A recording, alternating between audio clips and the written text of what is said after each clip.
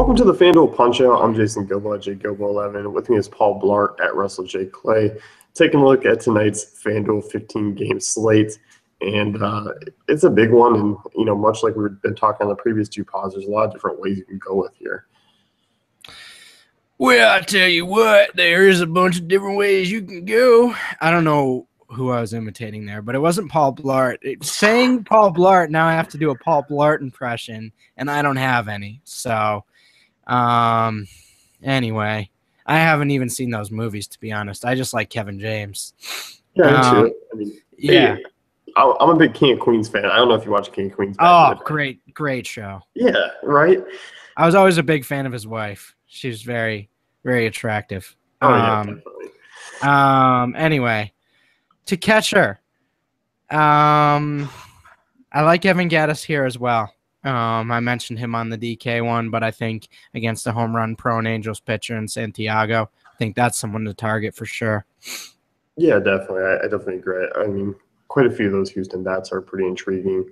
And I do think that 3K, that 3,100 range is something that you're kind of taking a look at tonight because you do have a Brian McCann at Yankee Stadium against a bad righty. Matt Wieters is much more playable here at 3,100. Yeah, for sure.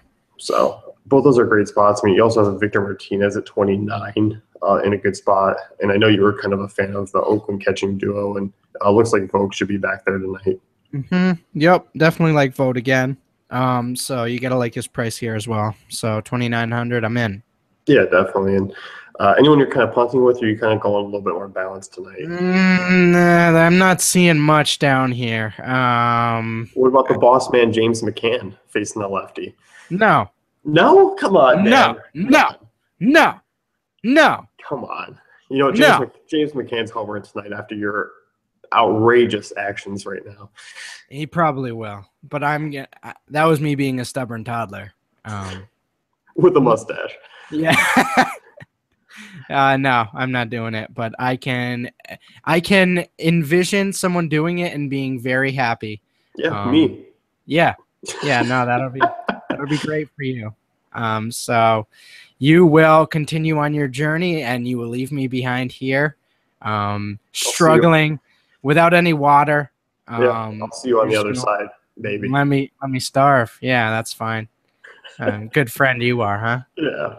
But overall, I mean, for the most part, I think that Gattis, Wieters, McCann, Martin range is kind of where we're looking. Yeah, definitely. In terms of, because I just want to pay up for outfield and third base and stuff like that. So that's kind of what I'm looking at for catcher.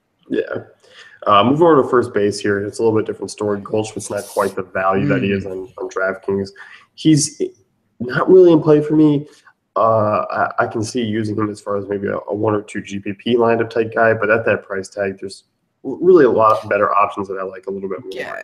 Yeah, and give me Encarnacion Right. if you're going to pay up, just because we've seen Encarnacion sort of bring a lot of that upside of late, and obviously we know Goldschmidt can do just as much, if not more, but in terms of what he's been doing this year, not quite as much upside as what Encarnacion's been doing of late. So, and the matchup isn't quite as good. So I'm in on Encarnacion at that rate, and I'm not really touching. Like, I'm not totally in on Brandon Belt or Rizzo or really looking in that range other than Encarnacion, honestly. Yep, I definitely agree, and I think that's kind of where really make your first jump down to a Joey Votto at 3,400 against Colby Lewis in Texas. That's more where I'm looking at. I'm with you. I think Encarnacion takes a lot of those guys out of play. So you can play a Jose Abreu in GPPs or Cabrera. Those are certainly viable options, but I kind of like taking the jump down to Votto there. That's more your speed, is what you're saying? Yeah. The razor scooters of first baseman. Oh, yeah, definitely. Yeah, I got the wheelie bar in the back, Yeah, that whole deal. Justin Bohr at 3K, intriguing option against Bud Norris. He's been hitting the ball well, like definitely a GPP option. And I think if you're rolling with a Fernandez or a Syndergaard, I mean, guys like Mike Napoli and Justin Bohr, those price tags are kind of going to be guys to maybe pair up there. For sure. I like Mike Napoli at 2,900. I think that's a decent value as well. What about Rob Refsnyder here, 2,700? Yes. Okay. Interesting. No, I like him. Yes. Ref Snyder, solid value. Obviously, been doing very well of late, and against Chad Bettis, you got to like that. Yeah, definitely. Bettis has been a guy who's a lot of 374 well better righties. He has been a reverse splits guy, but I just think overall he's not tough on lefties either. So I think this game's going to be pretty popular for as the Yankee side of things go. For sure. Moving on to second base here, and for me, if I'm paying up over 3,500, it's going to be for Jose Altuve, and for me, it's not even close here. No, it's not. With Cano being cheaper on DK, it kind of puts him in play, but with Altuve being less, it just doesn't make any sense to sort of, especially for Carpenter. Like, you're just not paying up for those guys. I do like Kinsler still, but that 300 is probably gonna keep me away from him for the most part. Yeah, I think Kinsler's only a guy that I'm really looking to use if I have a Cabrera and a Maben or Victor Martinez kind of stack thing going. Right, for sure. And that kind of goes to the same thing with Odor. I mean, I do like him tonight, but he's really closely priced to Altuve. I think once again, it's only in a Texas stack. Jose Altuve's one-off and stackable tonight. Definitely agree there. So spinning down here, I mean, I still think you want to get even lower if you want to make a true difference. But Gene Segura, Devin Travis are two guys that are in play as well. Yeah, Segura's in play. What do we think about like a Brandon Phillips versus Kobe Lewis? I feel like we throw out Brandon Phillips as sort of like this. There's enough of a price difference. He's super cheap on DraftKings. Here, it's like he's still fitting in that mid range. He's not doing a whole lot for you as far as drop down goes. He's not. There isn't a lot here at second base, and I think that's probably about as low as I'll go. Him, Profar, and Castro are kind of three guys that are worth mentioning. Right. So outside of that, though, I mean, I can't really see myself using a Ben Zobrist or a Neil Walker here. They're all kind of just too closely priced to guys I like a little bit better. For sure. Yeah, I'm with you on that. And what do we think about Schwoop here? I don't mind the price. I mean, 3,300. Much more calm compared to the DK of 5,200, I believe. So, I mean, he's in play here, especially if you're doing the Orioles thing tonight. So, definitely take a look at that. Yeah, he's definitely in play. I mean, same with DJ LeMahieu. Both of them are certainly in playing good spots. I mean, Scott's been hitting the ball really well of late. In a nice ballpark, too, so you got to like that. Mm-hmm. Third base here, and 4,500 Josh Donaldson against the lefty and Rogers Center is obviously going to be one of the top plays of the night, if not the top play of the night. Arenado, not quite the drop-down option, but he's still very much in play for me. I think he's a swerve off Donaldson, but I think if you are going to pay up and try to get some safety, it's still Donaldson. I think you really want to pay up here for one of those two. The likelihood of one of them going off is very good. I mean, even the likelihood of both of them sort of getting a home run or some extra base hits are really high. So I like both of them quite a bit. If you can pay up, definitely try to make it happen. Yeah, I think so too. Those are kind of my area where I'm trying to really look at and establish most of my cash. Mm-hmm. Exactly right. Because, I mean, really going lower, I mean, we talked about guys like Kyle Seager, Todd Frazier. I'm not a big fan of both their price tags here on FanDuel. I think we talked about them possibly being GPP options as DK. They still are, but I'm not quite as high on them as I am over on DK. Yeah, that makes sense. Does it? Yes. The Seager thing, it's kind of like he was more of a tournament guy to begin with. And with Arenado only 400 more, it's just like right. Kind of loses its edge a little bit, I think. Yeah, but I don't mind a Rodriguez or Frazier. I think those two guys are in better matchups to the point where I can see maybe tossing a share or two in just to be different. Yeah, definitely. And going cheaper, I mean, this is kind of a position that we ran into on DraftKings where we didn't want to completely pay down at. You mentioned a game versus Solarte, though. 2,500 is a nice price tag for him against Wilson. Yeah, I mean, he's been batting pretty much in the heart of the lineup for a while now, and they seem to have some confidence in him. So 2,500, I mean, what is he? 3,700 on DK, I believe. So Obviously, he's slowed down, but I still think he's a solid option here. Yeah, definitely. He's kind of the only honorable mention that's really down below 3K for me. Mm-hmm. So. Unless Danny Worth's in the lineup, he's 2,200. Yeah, definitely. And he's a guy who's faced a couple of lefties this season, so he would be definitely a guy to keep notice on if you need a punt. Mm-hmm. Looking at shortstop here, and you had a big kind of jumble up top again with Lindor and Corey Seager. Kozart continues to be priced up here. For me, out of that tier, it's Correa at 3,900. That's kind of the guy who, if I'm paying up, is going to be my option just because Santiago's been so home run prone. It's a Minute Maid. I like Correa starting to show a little bit of power of late, too. Yep.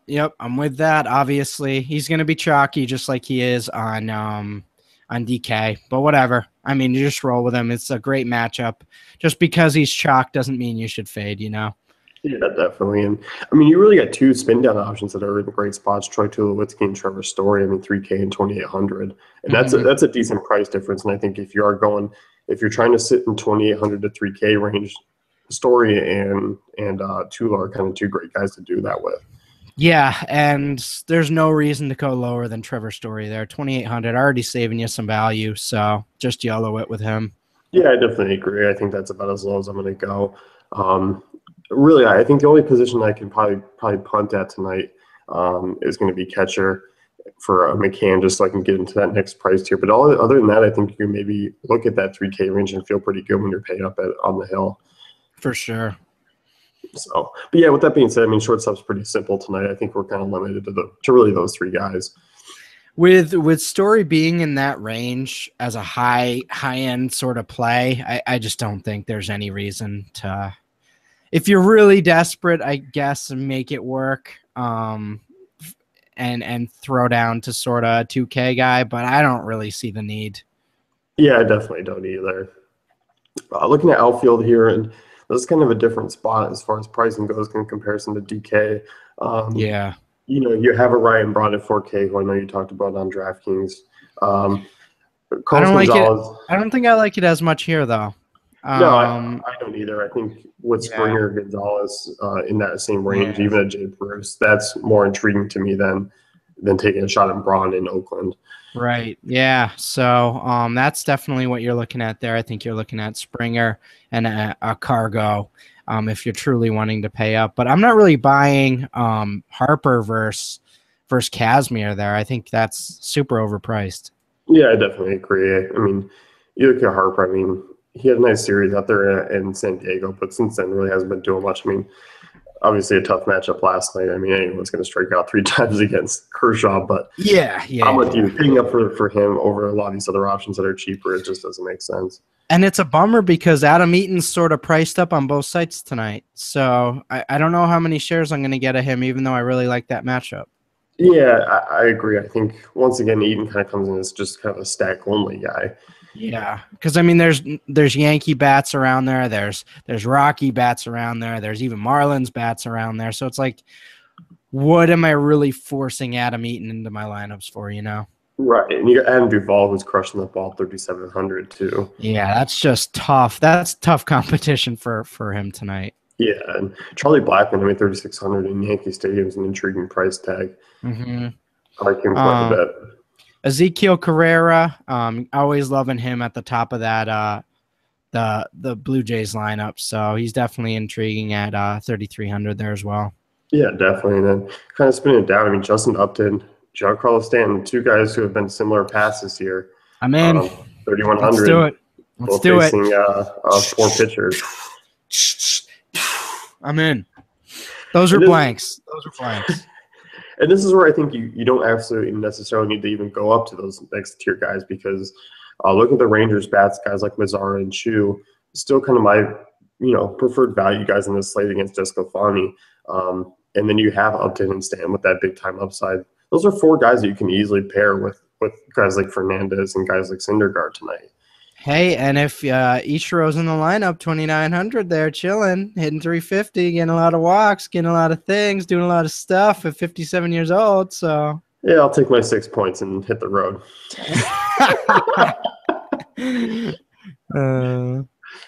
Yeah, I think this is kind of range once again that we're falling into. I don't see a ton lower that I really like. Mm-hmm.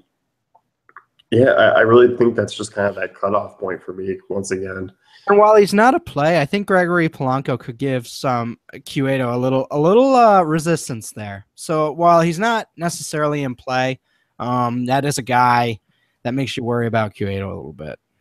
Yeah, I mean, Polanco's been a guy who's had some success against a couple of good starters this season. I don't hate that as far as being super contrarian. Yeah. So 2,700 is not a bad price tag either. Mm-hmm. So, anyone else you want to look at here in the outfield, or Not really. all right? Socrates Brito has a sweet name, but he's not really a good play. That's going to wrap things up here with the FanDuel Punch Out. Be sure to check out DaveFantasyCafe.com for all great tools and content.